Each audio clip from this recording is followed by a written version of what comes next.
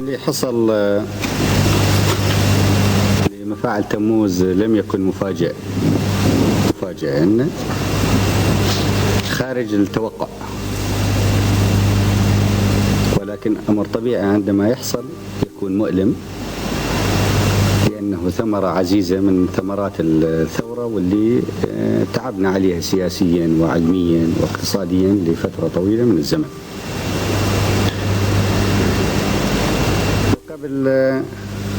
قبل قيام الحرب توقعنا قبل قيام الحرب بسنتين أو سنة، ما عدت أذكر، أنه بعد عام 79 سيصبح الكثير من الدول الكبرى بحاجة إلى تحجيم هذا البلد أو تأديبه أو كسره نفسيا أو فعليا. ليس لأننا مشاغبون كما تحاول بعض الدول الكبرى أن تعطي أحيانا لبعض خواصنا في العمل الوطني والقومي، ولكن لأننا نريد للعراق حقا وبالبرنامج وليس بالقول الازدهار والمنعة والتقدم، ونريد للعراقي بالبرنامج وليس بالقول أن يعيش مثل ما تعيش شعوبهم، يعيش بعز وبكرامة ويعيش كذلك بتقدم حضاري صحيح وبرفاه اقتصادي وبتماسك اجتماعي جدي. أي أن التطبيق العملي لفقرات التوجه العام للثورة صار من النوع اللي يحقق مقولاتها، وليس كلام يقال في الراديو أو ينشر في البيانات كما هو شأن الكثير من الحركات الوطنية والثورية في بلدان العالم الثالث، اللي في الغالب تبدأ بطموحات كبيرة وتنتهي إلى لا شيء.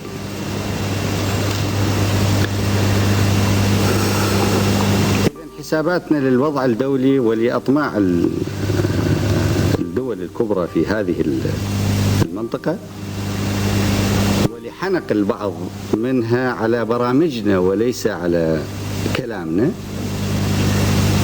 ولمعرفتنا ببرامجنا الاجتماعية والاقتصادية والثقافية والسياسية، ومعرفتنا بالمسار اللي ستختاره واللي تصل إليه، خلانا نقول أنه بعد عام 79 سنصبح ثقل على أكتاف الكثيرين من النوع اللي ما يتحملوا، وثقل على عقول الأصح الكثيرين من النوع اللي لا يتحملوا، وعلى السياسة في هذه المنطقة اللي يريدوها، واللي خلاصة ما يريدوه هو أن يخضع شعوب المنطقة بالكامل لإرادتهم وأن تسير بموجب اختياراتهم.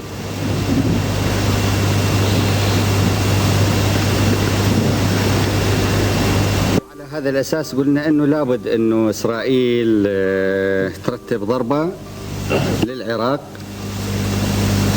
على منشآت الحيوية تتحدى بها الضربة التقليدية، وتروح إلى الحلقات الأساسية اللي من النوع اللي توقف التنمية أو توقف الزهو العراقي ببرنامج التقدم العلمي والاقتصادي الموضوع من قبله، واللي هو عنصر أساسي في قوته. وليس سرا أن نقول بموجب هذا التصور، وفي أوائل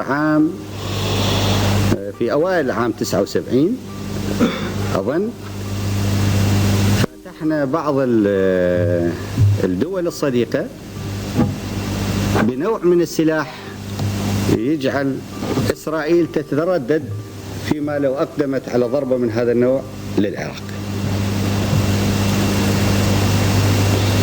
وكنا في غاية الوضوح في هذا الموضوع، قلنا احنا نتوقع أن إسرائيل تتجاوز الدول العربية اللي في خط التماس معها وتضربنا بسلاح الطيران مالها في العراق، تضرب منشآتنا الاقتصادية المهمة وتضرب بترولنا. ولذلك ينبغي أن بدون أن تدخل الدول العربية في خط التماس بالإحراج السياسي والعسكري، وبدون أن نكون نحن في موضع العجز من رد الفعل على إسرائيل، ينبغي أن تكون عندنا وسائل دفاع للدفاع قادرة على أن تجعل إسرائيل تتردد فيما لو أقدمت على عمل من هذا النوع. هذا جرى في أوائل عام 79. ضربة إسرائيلية للعراق بدون حرب معلنة متوقعة من قبلنا قبل زمن الوقوع،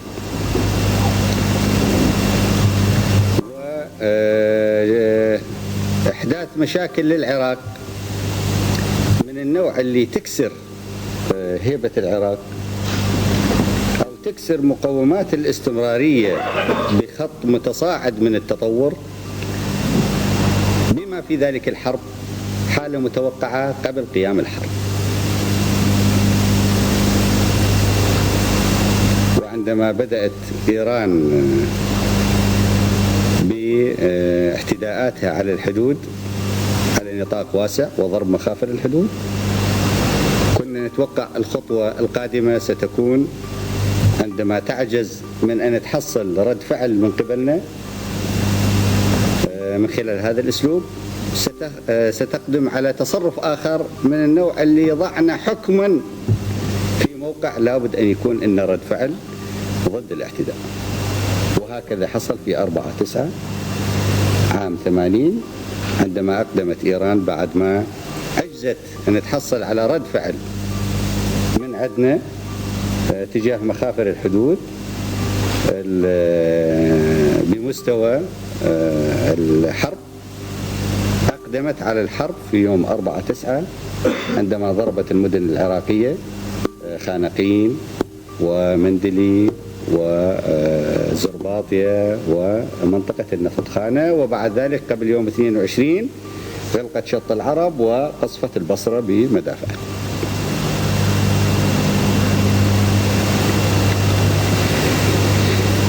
هذا ليس لأنهم يخشون من القنبلة الذرية العراقية كما يقول رئيس العصابة اللي موجودة في تل أبيب،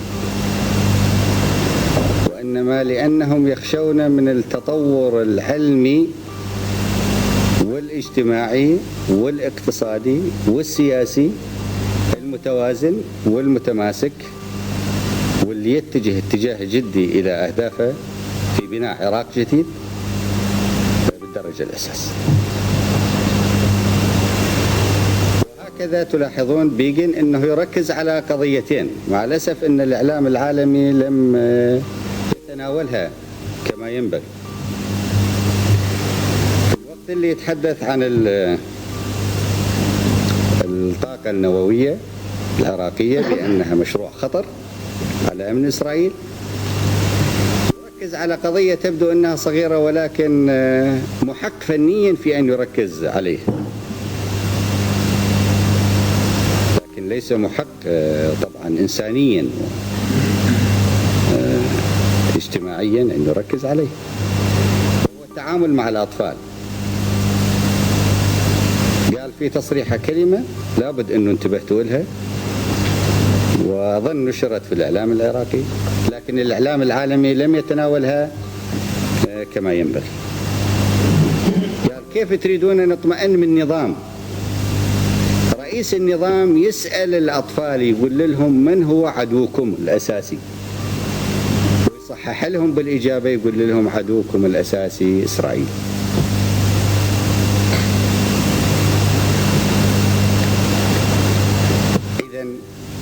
الكيان الصهيوني وحلفائه يخشون من عاملين أساسيين ضمن وعاء متكامل من الشروط، وهو الإنسان في بناء التربوي الإنسان في بناء العلم الجديد ضمن إطار ومنهج سياسي واضح يجعل العراقي يعتز بتجربته الوطنية اعتزاز بالغ ويفخر بها ويدافع عنها ويطورها ويجعل في خدمة الأمة العربية ككل. هذه هي الحالة اللي إذا ما صدق بيغن هي الحالة التي لم تجعل بيغن ينام بشكل كافي لمدة السنتين الأخيرتين كما قال، مو سنتين، قال سنتين، إنه هو ما كان تؤرق الحالة في العراق. هي هذه الحالة التي كانت تؤرق بيغن، وليس مثل ما يقول أن العراق في صدد صنع قنابل نووية من النوع اللي دمرت أو ألقيت في هيروشيما.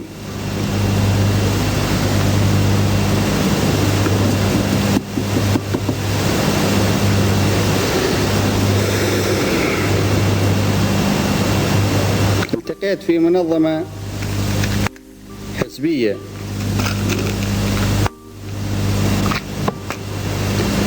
عام 69،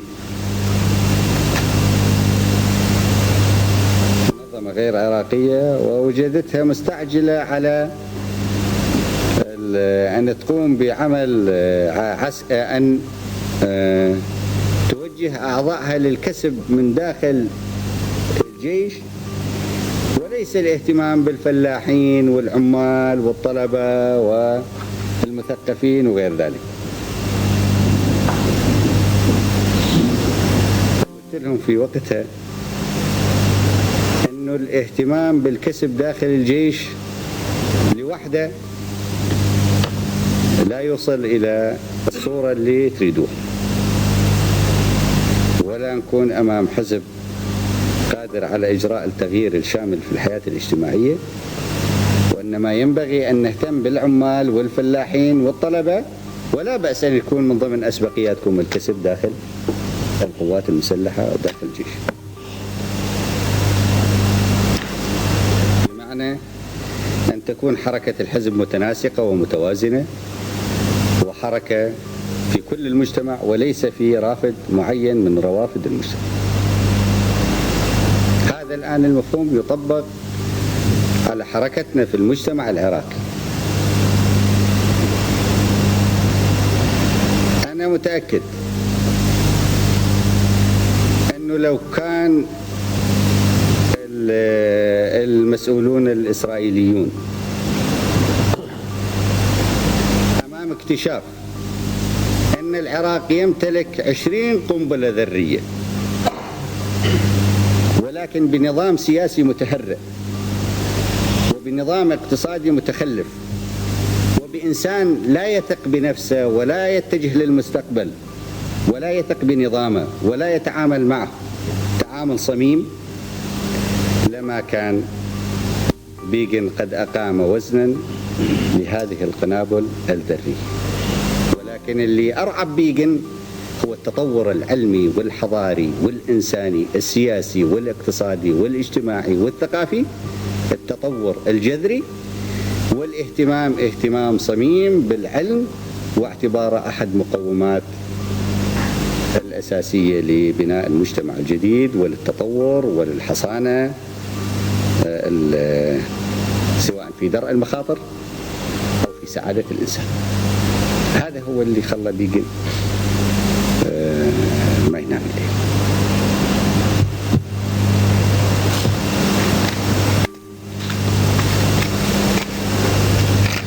وعلى هذا الأساس أيها الأخوة، جيشكم يقاتل في الشهر العاشر، ليس لأنه فنيا رغم أهمية هذا الجانب متطور ومتقدم على الجيش الإيراني، وليس لأن تسليحه أفضل نوعا وأكثر عددا وعدة من الجيش الإيراني، وإنما لأن إنسان جديد يحمل كل هموم العراقيين اللي ما عادوا من هذا الجيل، أو الهموم المتبقية للعراقيين من هذا الجيل، هموم الأمة والهموم الأخرى إن وجدت، هموم التطور الأفضل، ولأنه يحمل كل طموحات العراقيين وآمالهم إلى المستقبل، ولأنه يعتز بالعراق ويعتز بأنه جزء من أمة ينبغي أن تكون في وضع إنساني ووطني وحضاري وقومي غير الوضع اللي يريدون إلها أعدائها أن تكون فيه أو ضمنه. أنا واثق كثير من الجنود عندما يعودون من جبهة القتال في إجازاتهم ويلتقون بالعائلة العراقية، يلتقون بالإنسان العراقي في المدن العراقية وفي الريف العراقي، يعودون بمعنويات أعلى من المعنويات اللي جو بها في فترة الإجازة عندما تركوا وحداتهم،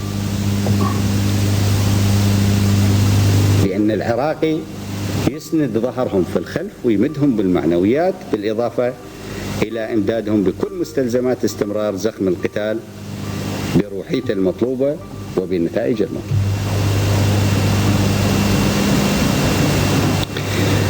ويحقق بيغن مرة ثانية الربط العملي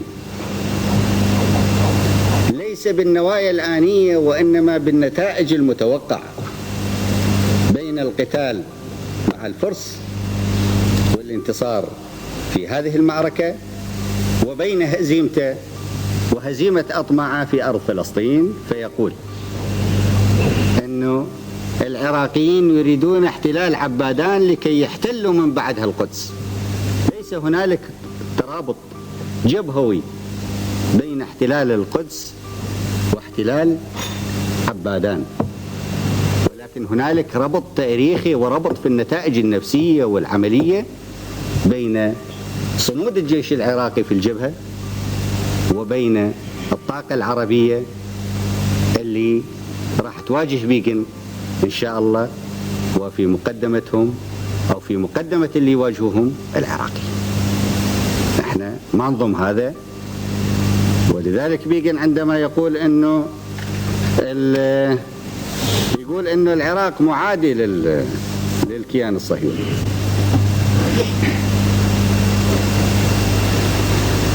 ويستخدم لحجته لتقوية حجته في ضرب بغداد وضرب المفاعل النووي انه صدام حسين يلتقي بالاطفال ويقول لهم من هو عدوكم، يسألهم ويصحح لهم ويقول لهم عدوكم الأول إسرائيل. كيف يريدنا بيغن وغير بيغن أن لا نهيئ أطفالنا ولا نهيئ الكبار لأن يعرفوا عدوهم اللي هو عدوهم الحقيقي؟ هل صارت سابقة بالعالم قبل دولة أو نظام أو كيان يجي من خلف أنظمة ودول أخرى ويجي يضرب دولة ويضرب منشآتها وهي مو في حالة حرب فعلية معه؟ لم يحصل هذا في التاريخ، لكن حصل هذه المرة. إذن هذا عدو. إذا ما كان عندنا وضوح بالأسباب التاريخية اللي تجعلنا نذكر باستمرار بأنه هذا هو عدو الأمة وعدو العراق الرئيسي، فيكفي سلوك الكيان الصهيوني في هذا الموضوع والمواضيع الأخرى، لأني ذكرنا باستمرار بأنه هو العدو اللدود والرئيسي للعراق وللأمة العربية.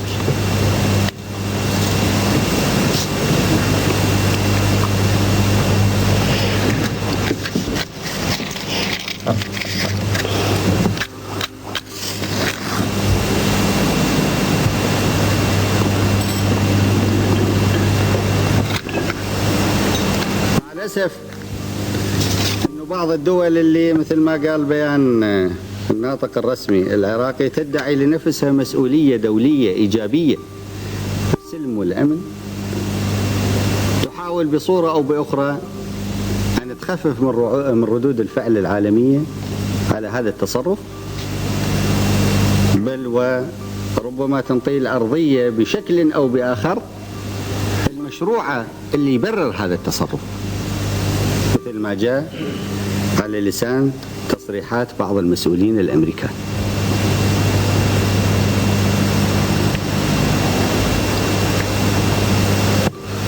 بغض النظر عن نوايا العراق وعن إمكاناته الآن أو في المستقبل،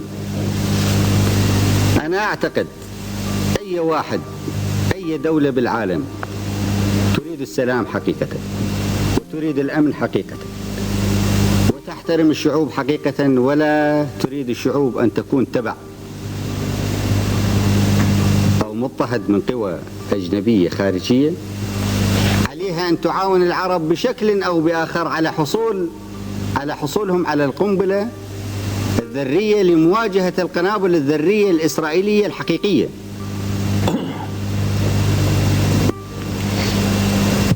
ليس انتصارا للعرب وليس تغذية للحرب، وإنما حفظا للسلام وتحقيقا للسلام.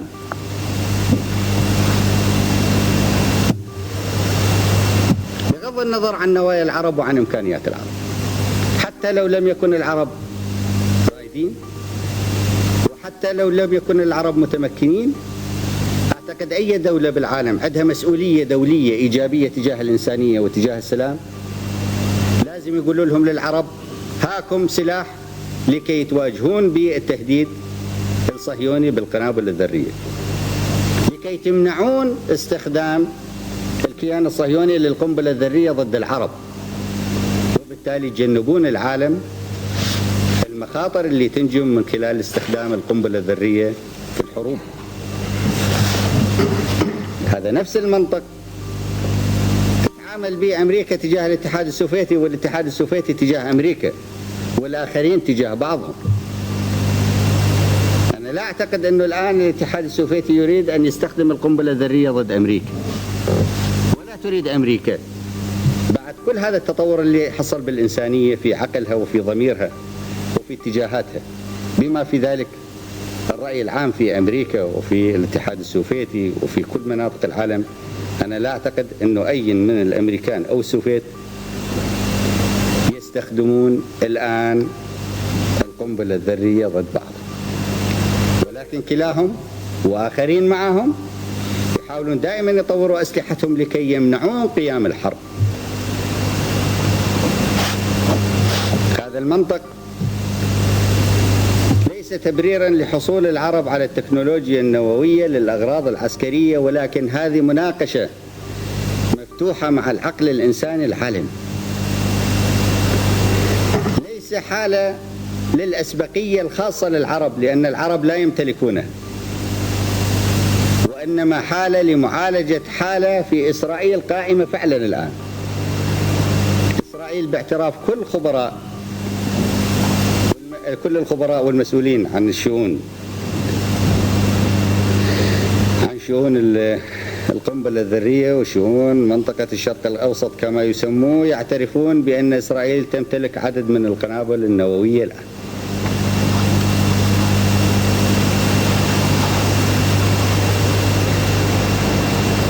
ماذا لو إسرائيل قالت للعرب، لو فرضت على العرب شروط إذا لم يحققوها تستخدم ضدهم القنبلة النووية؟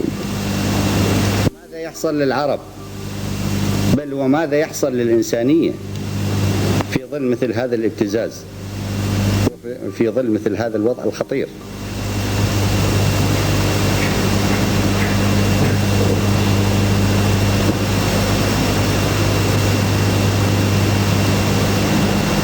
أنا أعتقد أنه بغض النظر عن الخسائر اللي لحقت بنا جراء العمل اللي قامت به إسرائيل، الكيان الصهيوني المغتصب المسخ المرفوض تاريخيا ومن الأمة، إنسانيا ومن الأمة، لأنه بؤرة عدوانية، وليس لم يعد الكيان الصهيوني في الحقيقة مثل ما كان في النوايا، مجرد مجاميع اليهودية تعرضت للاضطهاد النازي تبحث عن أرض سلام تبتعد بها عن الاحتكاك مع العقليات النازية أو الوقوع تحت اضطهادها كما حصل في السابق. الكيان الصهيوني الآن فعليا مثل ما أنشئ في النوايا بؤرة للعدوان وللتوسع، وبؤرة أطراف عديدة تعمل على تمكينها بأن تجعل الأمة العربية محكومة في قانون هذا الكيان، وليس حالة تعيش بسلام مثل ما كان يصور بالعام 67. أنا أعتقد أن الإنسانية جميعا المتحررة من التأثيرات المغرضة صارت تدرك أن الكيان الصهيوني ليس حالة فقيرة مسكينة، ليس حالة مسكينة تبحث عن سلام، وإنما حالة عدوانية مغروزة في منطقة الشرق الأوسط. غرضها الأساسي هو منع الأمة العربية من التطور والتقدم، وأن تعيش بمستوى إنساني لائق به. وهذا مطلوب من عندنا أن نوضحه ونستمر في توضيحه على أوسع النطاق، لأنه قد يفسر الكيان الصهيوني تفسيرات شتى عدوان السابق على الأمة العربية، لكن هذا العدوان باعتقادي أنه غير قادرين على أن ينطوا التفسير المقنع للإنسانية.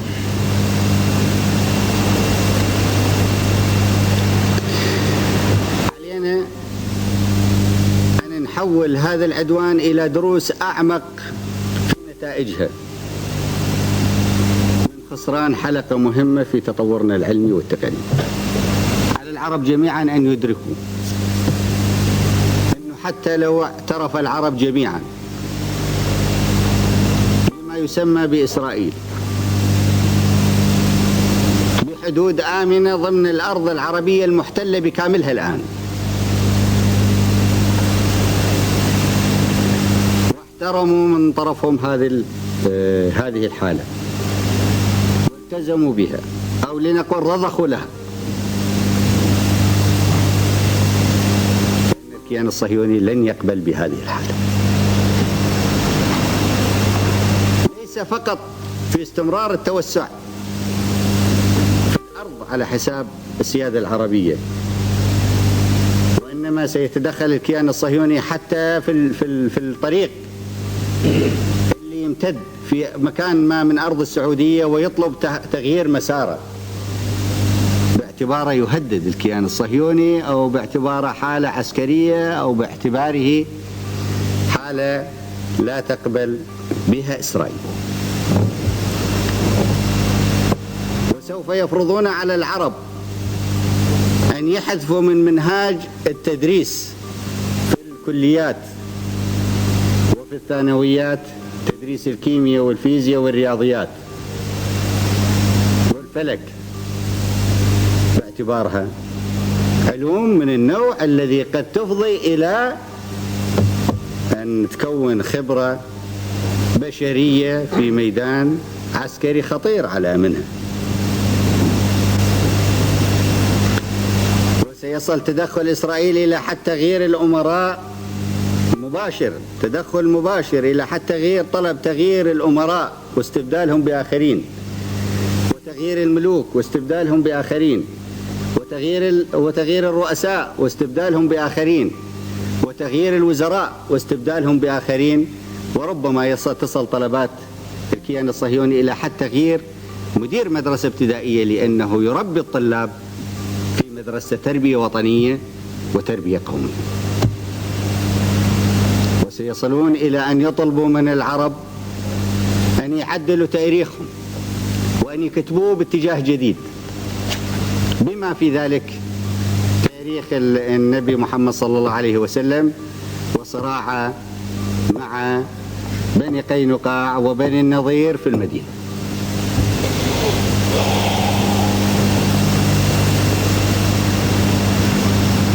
هذه حقيقة، نحن كنا نعرف هذه الحقيقة، كنا عقليا وفعليا نتصرف بموجبه، ولكن مع الأسف لم يكن كل العرب يدركون هذه الحقائق بنفس العمق والشمول اللي نتحدث عنه الآن. ولكن أنا أعتقد عدا المرتبط من أبناء الأمة الآن، عدا المرتبط بالأجنبي من أبناء الأمة والمخرب في ضميره وفي عقله، صاروا كل أبناء الأمة مسؤولين أو مواطنين يدركون ويفهمون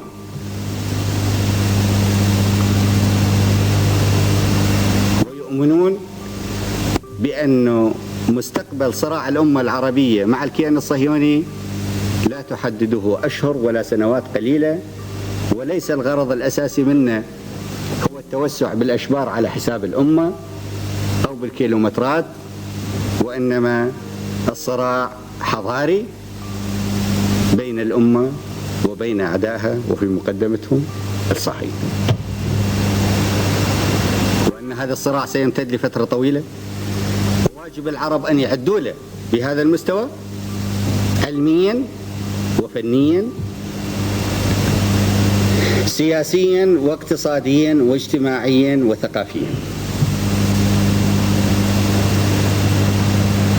وبعد ذاك ستكون الخسارة جزئية وعرضية اللي خسرناها بضرب مفاعل تموز مقابل الدروس العميقة المستنبطة من هذه الدروس.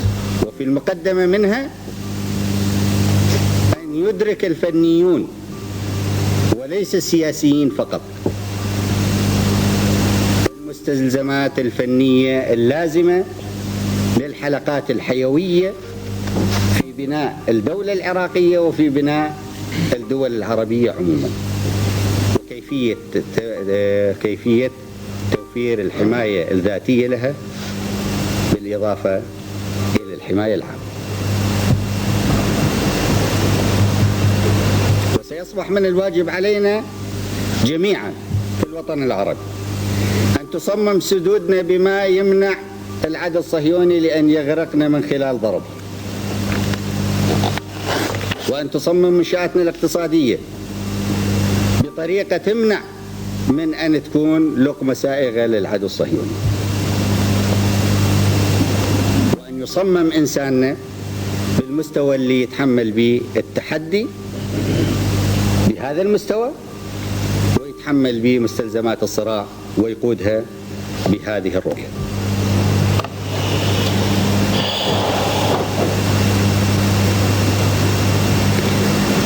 ذلك تكون الدروس المستنبطة من العملية في نتائجها أعمق بكثير من الخسارة التي أحدثتها العملية، وهذا ما سنعمل عليه في العراق، بالإضافة إلى ما كنا نفهمه وندركه من طبيعة الصراع.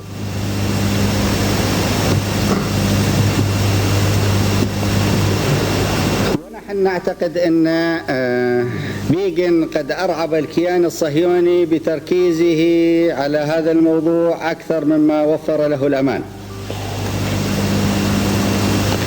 وإذا لم يظهر هذا الآن سيظهر في السنوات القادمة. وعلى بيغن وغير بيغن أن يدركوا بوضوح أن الضربات اللي تسمى وقائية اللي تمنع تقدم الأمة العربية ونهوضها وامتلاك ناصية العلم والتقنية ليس هو الأسلوب الذي يمنع الأمة من أن تتجه باتجاه أهداف، وأن هذا الأسلوب لا يوفر الحماية اللي يتحدث عنها لليهود سواء كانوا في أرض فلسطين أو خارج أرض فلسطين. الذي يوفر الحماية لهم هو أن يقبلوا حقيقة لابد أن يتعاملوا معها كحقيقة واقعة نهائية في يوم ما، أن الأمة العربية لها الحق لأن تعيش بسلام وبأمن، وأن تمتلك سيادتها الكاملة وحريتها في القرار وحريتها في التطور والعمل والبناء. هذا ليس هنالك قوة في الأرض إذا ما وفرت الحماية الآن للعمل العدواني. عن طريق العمل العدواني فسوف تعجز كل القوى لأن توفر الحماية عن طريق العمل العدواني على حساب الأمة العربية في المستقبل.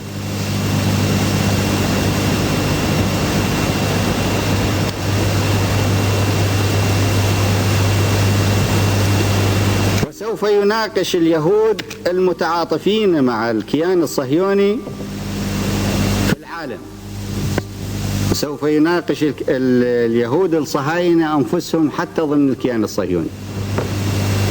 إذا كان مثل ما يقول بيغن أن العراق على وشك أن يمتلك قنابل نووية، فشنو اللي يمنع العراق وهو وجه ضربة ضد هذه المنشآت لكي يحمي الكيان الصهيوني؟ شنو اللي يمنع العراق أو غير العراق لأن يستفيدوا بعمق من هذه الضربة ونتائجها، لأن يجعل الحلقات اللي من هذا النوع غير قادرة إسرائيل على أن تدمرها في المستقبل؟ شنو اللي يمنع العرب ويمنع العراق من هذا؟ إذن بيغن قد وضع الكيان الصهيوني بمأزق إضافي نفسيا وفعليا وسياسيا، ولم يقدم له حل أو مخرج للحل في علاقة اليهود داخل فلسطين بالأمة العربية الآن وفي المستقبل. ولذلك اللي يهدموه اليوم نقدر نحصل عليه غدا، واللي يدمروه غدا نقدر نحصل عليه بعد غد، إلى أن يصبحوا عاجزين على أن يدمروا بناءنا الحضاري الجديد وبناءنا العلمي الجديد، مثلما سيعجزوا بعون الله على تدمير الإنسان الجديد، تدمير عقليته وتدمير ضميره الناهض وفق الاتجاهات اللي أشرنا لها. أنا أعتقد ومؤمن بهذا الاعتقاد ولامسه ومتعامل به، القوى اللي تتصور أنه بإمكانها أن تجعل العراقيين يتململوا من نظام يريد لهم العز والحياة السعيدة راح تعجز، لأن العراقيين عبر 800 سنة باعتقادي وفي ضميري كانوا يفتشون المخلصين منهم والواعين عن حالة من هذا النوع، عن حالة تجيهم من أبنائهم من بين صفوفهم، تعاونهم على العز، تعاونهم على الازدهار، وتعاونهم على أن يمتلكوا قرارهم بنفسهم، وتعاونهم على أن يمتلكوا سيادتهم كاملة ويصرفوا بشؤونهم كأحرار غير مرتبطين بجهة أو خاضعين لأي جهة كانت.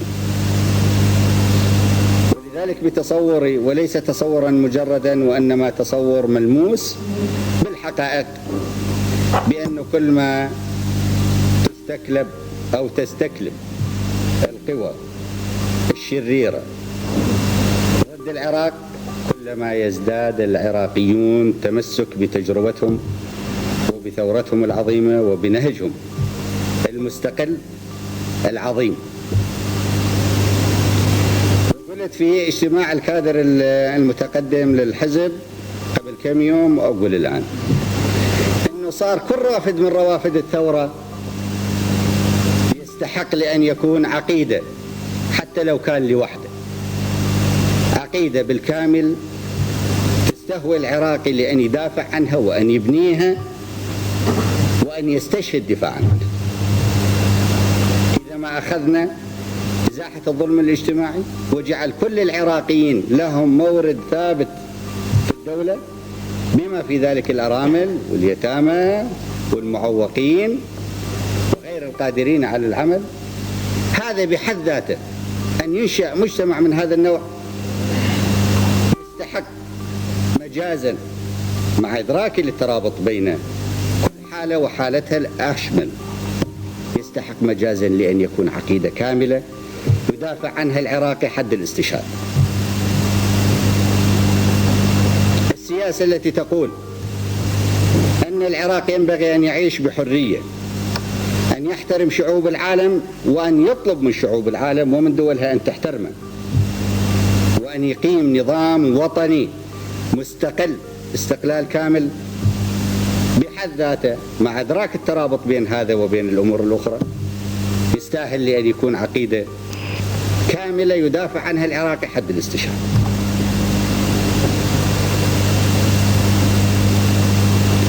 وغيرها كثير. لذلك اللي يعتقدون أنه بإمكانهم أن يكسروا شوكة العراق بهذه الحماقات وبهذه الدسائس وبهذه المؤامرات فهم على وهم كبير، لأن العراقي اللي هو أساس رأس مالنا كله وأساس بنائنا الشامخ كله وأساس انتصاراتنا وأساس صمودنا وأساس عزنا أدرك هذه الحقائق بوعي وأدركها في ضميره قبل أن يتعامل معها بعقله بكل مفرداتها وبكل مستلزماتها وبكل ظروفها. لذلك أرجو أن لا تبتئسوا من أنه خسرنا حلقة علمية مهمة رغم الألم في خسارتها، ولكن أنا أقدر أقول عن العراق وأعتقد بأن الأمة ستستفيد الشيء الكثير. أقول عن العراق بأنه ماكو قوة تقدر تمنعنا من أن نتعامل مع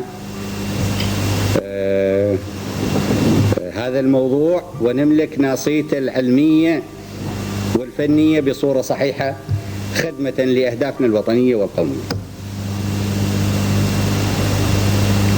وأقول عن العراق بأن الدروس اللي استنبطناها حتى الآن واللي حولناها إلى برنامج، خل يسمع بيجن أنه احنا دائما كل درس نحوله إلى برنامج، لا نقوله كلام وإنما نحوله إلى برنامج. حتى الآن الدروس اللي استنبطت من هذا الموضوع واتخذت بها قرارات وبوشر ببعضها بالعمل بموجبها هي أغنى من النتائج الضربة، وسوف نستمر في استنباط الدروس وفي تحويل الدروس إلى منهاج عمل بما يضيف عز جديد ويحصن العز اللي وصلوا له العراقيين وبما يجعل العراق في خدمة الأمة العربية إن شاء الله. أنا أعلق على شيء ورد في تصريح المسؤولين الإسرائيليين بما في ذلك بيجن، وهو أنه بعد فشل ضربتهم الأولى اللي أشير إليها في الإعلام العراقي والبيانات الرسمية اللي حصلت في بداية الحرب اللي جرت مع الفرس، وبعد فشل ضربات سلاح الطيران الفارسي لهذه المفاعل لهذا المفاعل، وبعد أن وصلوا إلى قناعة أن سلاح الطيران الفارسي انهد الكثير من حيله وخسر الكثير من معداته،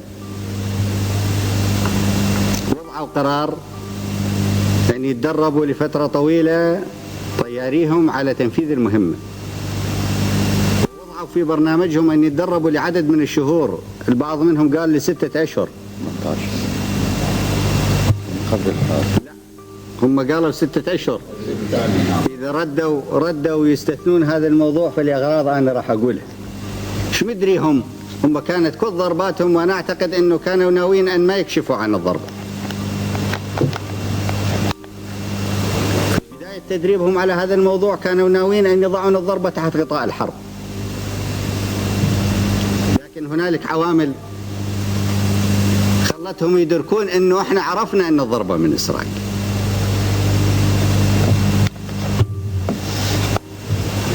تجربة الضربة الأولى كانت إحدى الدروس، وأنه جهات أخرى عرفت بالضربة سواء قبل وقوعها أو أثناء وقوعها، وأن هذا الأمر سيكشف. لذلك اضطروا ولعامل إضافي، عامل انتخابي بالنسبة لبيغن اضطروا إلى كشف الضربة. إذن هم يعرفون أن الحرب ستمتد إلى 6 أشهر على الأقل لكي يدخلوا تحت جناحه في توجيه الضربة. اللي يدرب عدد من الأشهر ويريد يوجه الضربة تحت جناح الحرب لازم على بينة كاملة من أن الحرب ستستمر أشهر إضافية أخرى، وهذا لا يمكن أن يكون بمجرد علم ومعلومات استخبارات الموساد. لابد أكو جهة دولية أخرى متعاونة معهم، ليس في الضربة والمعلومات، وإنما حتى في إعطائهم معلومات لكم تستمر الحرب بين العراق وإيران. هذه الجهة الدولية ما موجودة عندنا. نترك كل التبريرات على الأقل لأن الضربة موجهة ضدنا، فإذا لابد أنها موجودة في الكيان الإيراني.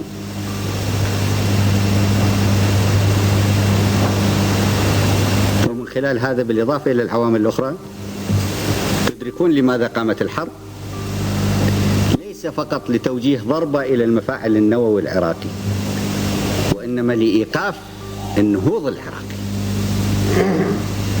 وتدركون لماذا تستمر الحرب أيضا. شكرا.